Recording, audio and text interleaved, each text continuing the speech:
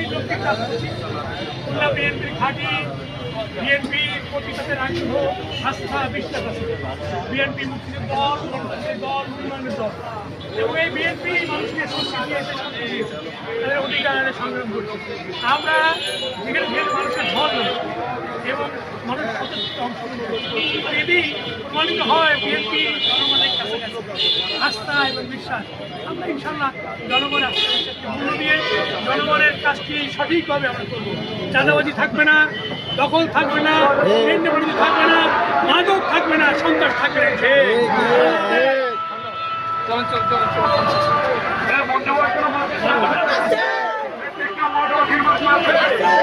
আমাদের সবাই নিচে থাকবে।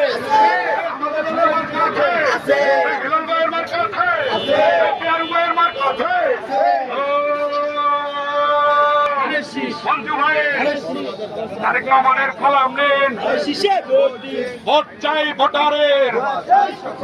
বন্ধু ভাইয়ের সালাম নেন, তারেক রহমানের সালাম নেন। এই মন্ত্র